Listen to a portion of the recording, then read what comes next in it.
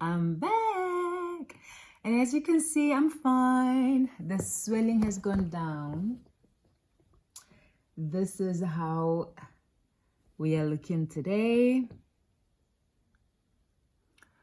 So today I thought I should answer 10 of the most frequently asked questions I've received. If I don't answer your question today, don't you worry. Please just put it again in the comment section below and I will answer it in a future video. I have added timestamps on this video so that you can go to a specific question that you are interested in. I know all of you are interested in question number 10. In fact, it is the number one most asked question. So why don't you guys click on question number 10, listen to the answer, and then come back and listen to the rest of the video. Alrighty, let's do this.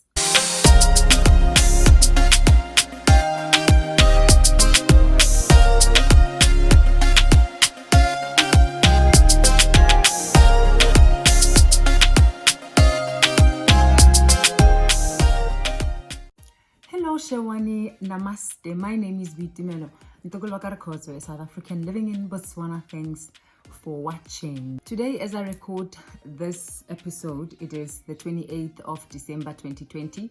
So it is day 18 since my hair transplant. The swelling has gone down. As you can see, I'm back to factory settings. Although you can't really see because I haven't yet uploaded the videos where I was swollen. I'm still going to do that. I should upload that mid-January or so. If you are new to my channel, you are most welcome. I make videos on living a full single life, on financial stewardship, on hair restoration. This particular series that you are watching now is my journey of alopecia, hair loss, and my quest in restoring my crown. So very welcome. If you're a regular subscriber, thank you very much for subscribing and for watching the videos. If you have not watched my first video regarding my hair transplant, I will link it up here. You go watch and find out how a hair transplant is done. Without any further waste of time, here we go.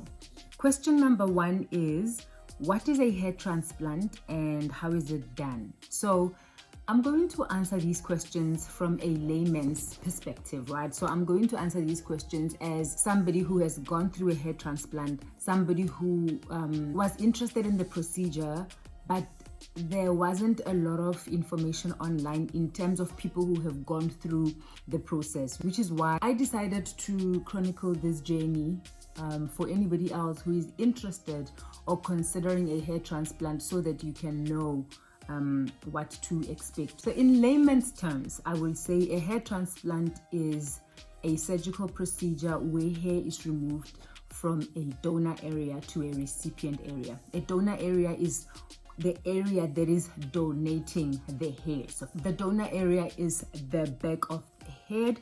Hair is removed from here and transplanted to a recipient area. My recipient area was my hairline. How is it done? There are two methods which are used in hair transplantation. You can do the FUE, follicular unit extraction, where single individual hairs are actually picked from the back and transplanted to the front, or you can do the procedure which I did, which is a follicular unit transplantation, where a strip of hair is removed from the back of the head, and from the strip, grafts are removed and placed in your recipient area. In a future video, I will explain the difference between the two, FUE and FUT, and why I decided to go with the FUT instead. Question number 2. What was the duration of the procedure? The procedure is the whole day. I think, simply put, it's the whole day. I was asked to be at the clinic by 8:30. I was there by 8 and I left the clinic at 7 p.m. So the staff started working on me from around 9:30 in the morning, and during the day I had a break of about 1.5 hours, maybe 2 hours at the max. So it takes a while, 6 to 8 hours. Question number 3. Why did you decide to have a hair transplant? Hey, I decided to have a hair transplant because my hairline was beyond repair. Honestly, I have not had a hairline for many years. My hairline was damaged from doing braids that were too tight, cornrows that were very tight, ponytails, early and frequent relaxing of the hair. So a combination of all of those things over many years resulted in a condition called traction alopecia, which means alopecia just means hair loss. So traction is the pulling of the hair. So the loss of hair as a result of pulling. So the more you do these tight braids and tight cornrows, the hair is removed from your scalp by the root. And when the hair is removed by the root, there's no much hair food or sprays or anything you can use for it to be restored. So that's why I decided to do a hair transplant, was because I had a receded hairline that I had tried to remedy with many different products over the years, and nothing has worked. Question number 4, where did you have it done? I had my procedure done at the Medical Hair Restoration Clinic in Cape Town, South Africa. I will link the clinic's details in the description box below. My doctor was Dr. Larry Geshovitz. The other doctor at the clinic is Dr. Ryan Jenks. The clinic is great, it's in pristine condition. The nurses are there, very helpful people. I had so many questions and they were ready to answer them. Question number 5, was it painful? Let me put it this way. The first night was unbelievably painful. Granted, everybody has a certain tolerance for pain. I have very little tolerance for pain. So maybe that is why my first night was horrible. Also, before doing the transplant, I watched a lot of YouTube videos of people who have gone through the transplant, and most of them had said that they didn't need to take pain medication afterwards, that they were fine. But I found the first night painful. The recipient area was okay. The suture line, oh man, it was so painful. Of course, when you are discharged with pain and sleeping tablets. I had my pain tablets at around 7:30 in the evening, and 3 hours later, the pain had not even moved an inch, because I slept over at my friend's house. So she had a different set of pain tablets that I knew that I had used in the past before, which I used, and they were helpful. But that first night, I slept for about 3 hours. In terms of administering of the local anesthetic, because remember, the procedure is not done under general anesthetic, it's done under local anesthetic. So you are awake throughout the whole process, but you feel no pain. When I got my first shot, I got a prick on the inside of my elbow, and then when they put in the injection to put the local in, I didn't feel anything. In fact, when they shaved the head, after they draw out the hairline, they shave off the area that needs to be worked on. So this whole area was shaved off. It was clean before being worked on. But when they shaved this area, I actually don't remember. And when I also got the first shots at the back of my head for the cutting, I didn't feel that. I don't even remember. In fact, I was very surprised when I was reviewing some of the footage. I could hear myself speaking to the surgeon. He was asking me questions and I was answering. And personally, I don't even have a recollection of that period. So that was fine, no problem at all. When the nurses started implanting the grafts on this side, I remember at some point I asked her, am I supposed to feel what you're doing? And she said no. I said to her, it's not pain, but it feels like something is being cut, okay? And she said to me, we need to give you some anesthetic, because if you don't, it's going to get worse, and you are going to start to feel pain. So I left it for a little bit and I realized it was not getting better. In fact, it was starting to be painful. So they called the doctor, and then I got a few shots, so a few injections here while they were working on this side, which were also fine. As they were busy, the doctor came into the room and he said to me that they did not get enough grafts and that we need to cut an additional strip this side of the head in order to harvest more grafts, because the slits on the front had already been made. About 1,500 slits were made, and I think we only got around 1,200 and something grafts, so we were short just under 300. So I went on my tummy again, and those injections I felt, those were not pleasant. So that was my third round of anesthetic. This was also in the afternoon, you know, around maybe 3 or so. And so I think by that time, I mean, the anesthetic had been wearing off since I got my first shot at the back in the morning around 9. So now it's 3 in the afternoon, it's 6 hours later. It kind of made sense. So I got those shots, and the extra strap was removed, and the ladies went to work. Remember when they work on you, you are either sitting back or lying back. So I was lying back, meaning that I'm sleeping on the suture line. But because you have local anesthetic, it's not painful. However, as the day went on, I started to feel incredible pain on the suture line, so much so that I couldn't put my head down. So I had to receive additional injections on my suture line so that I could be able to sleep on it for the technicians to work. Oh my goodness, those were painful. And I mean, it's the same injections that I got in the morning, but I think by that time of the afternoon I was tired and my pain tolerance had really dropped. So was it painful? My answer is this: everybody is different. If you check on YouTube, you are going to receive a myriad of answers on this question. Some people say it was not painful, and some people say it was painful. On YouTube, the people who experienced pain are usually people who used the FUE technique. And of the people who used the FUT technique, which is the technique that I used, very few of them spoke about the kind of pain that I'm talking about. So everybody's different, I guess. Question number 6. What are the side effects? Some of the side effects that I've experienced pain, numbness. Okay, so it feels like you are wearing a helmet. It feels like you have something over here, right? And around your head. I'm still numb. This part, I still can't feel this part. This part is fine, I can feel it. But there's a section right here, which is still numb. And there's a section around the suture line that it's still numb. So numbness is one of the side effects. And then swelling, yes, I was swollen. I was swollen on my forehead, I was swollen on my eyes. I will insert some pictures to show you. And then some pimples. I don't know if you'll be able to see. If you can't see, I will take some pictures and try to load them up. But you can get a bit of pimples.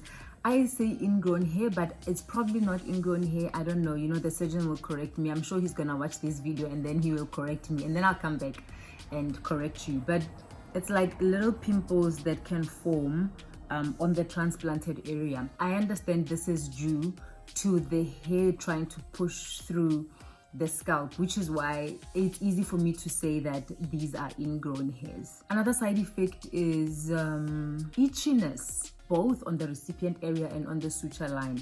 I found though that as soon as my sutures were removed on day 11, and after that the itchiness on the suture line was reduced. But on the front here, the itchiness is still there, and what I do about the itchiness is just do this. I just tap like this instead of scratching, because if you scratch you might damage your grafts. Question number 7. What do you do to protect the transplanted area? So you can use wigs, hats, dukes. So I wear a lot of dukes for work, so it won't be out of the ordinary for me to be seen in a duke. Or if you don't want to have it as a duke, you can do it as an Ellis band. Yeah. Question number 8. When will it grow, or when will you start seeing progress? I've been told that hair grows in cycles.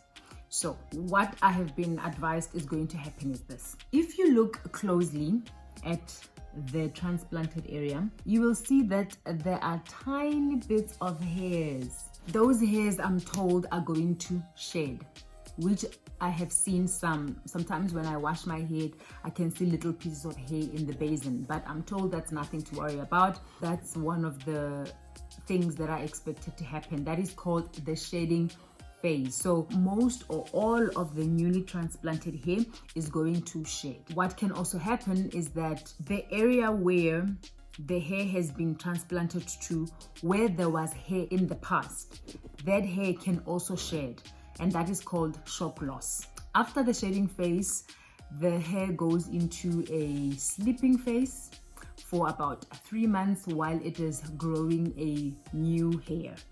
And after that, after about 3-4 months, new hair will start sprouting from the scalp. So I have been told that I should start looking out for the hair to regrow around April. It's now December 2020, so around April 2021 is when I can start seeing some hair growth. It will take a period of 12 to 18 months from when I did the surgery to when I've received my full head of hair and the full density that you will get. So in a nutshell, the stages are as follows. First, the hair in the front is going to fall off, which includes the transplanted hair and possibly my hair that was already there. That's going to shed. And then I will go back to how I used to look before the hair transplant. Then after that, from around month 4, I will start growing new hair, and that hair will grow and thicken up over time, a process which will take 12 to 18 months. Question number 9, how was your whole experience? Very interesting, especially because I didn't know anyone personally who has done the procedure. So that is why I decided to chronicle my journey, so that you guys get to know what transpires during a hair transplant. Overall, I had a great experience, whether with the clinic or the post-op. It has been a great experience. I was a little bit worried when I was swollen up, but I was informed that that would happen. That does not happen with everybody.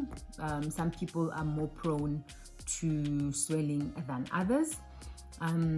It's very uncomfortable to sleep at a 45-degree angle. I only had to do that in the first 3 days, but because by the 3rd day, that's when my swelling was worse, I decided to keep sleeping at an elevated position for 4 extra nights. So after the 7th day, that's when I started sleeping flat to try and alleviate the swelling. Pain, I guess when you have the correct pain meds, should be okay. What else? I would also say that if you are considering doing this, I would suggest that you take about a week off to rest your head, because the first few days after the transplant I was a little bit useless, because every time you do this it's uncomfortable. You feel like your head is falling down, so you always have to kind of sit with your head tilted back for a few days. That's advised anyway, that you take it easy and that you avoid looking down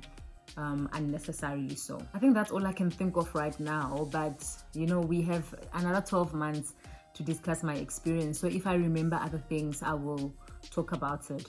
And then if you also have other questions, just remember to just write them below. Question number 10, the most asked question: how much was it? Okay, I want to give this answer my full attention, so I will record a video explaining how hair transplant costs are determined. But so that you guys don't kill me, I know you want an answer to this question. Remember I told you I did my hair transplant at Medical Hair Restoration Center? Go onto their website. I will link their website below. The prices are on their website. The price is determined by how much hair you actually need transplanted, and also the technique used, whether it's FUE or FUT. But to answer your question simply, my procedure cost me 45,000 rands. And because it is cosmetic, you cannot pay using your medical aid card, so you have to pay for it cash. The clinic can work with you in terms of how to pay it in terms, but on the day of your procedure, you have to have completed your payments. So now that you've watched this answer, because I know that most of you are coming for this answer, now you can go back to listening to the rest of the video. I hope that this Q&A has answered some of your questions that you've been having around hair transplants. Thank you so much for watching. I appreciate your interactions with me, and hopefully we can share knowledge with the greater world out there. I say it again, girls who have their hairlines and their edges, look after them. You don't want to end up like me, having to now do a hair transplant. That's all I have for you guys today. Until next time, from me, Boitumelo, Rikhotso.